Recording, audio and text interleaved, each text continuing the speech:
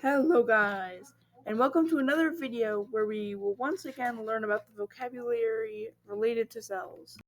Let's start off easy with what a genotype is.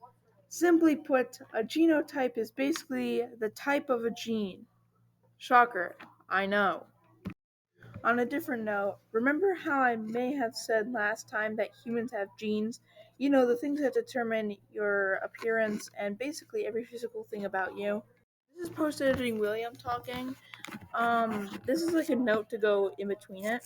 Basically, the phenotype is the appearance of an organism, so basically what I was just talking about. So, some genes you got from your parents are more apparent than others. Those are called dominant genes. Basically just genes that overpower other genes. Also, remember when I told you about mitosis? Well, there's a new guy in town known as meiosis.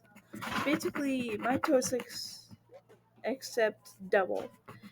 And it also produces a certain type of cell that we don't like to talk about and may or may not be called sperm or egg cell, but I don't feel like getting demonetized, so we won't talk about that. On to the next bunch of vocabulary words. The word heterogeneous and homogeneous may sound similar, but they're basically polar opposites.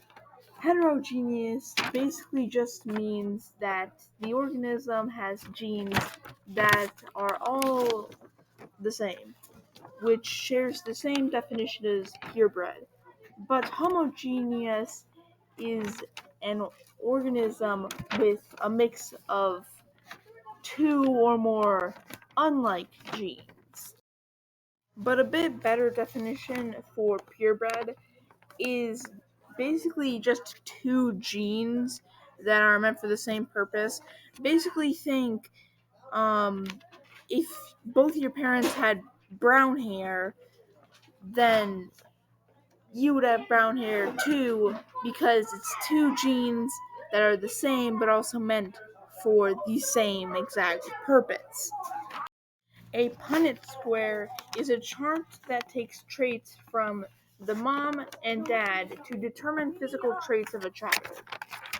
Something similar to a Punnett square is a prodigy chart, which is basically if you or your partner doesn't have blonde hair but your child does, it could be because you have a suppressed or dormant blonde gene you got from your mom.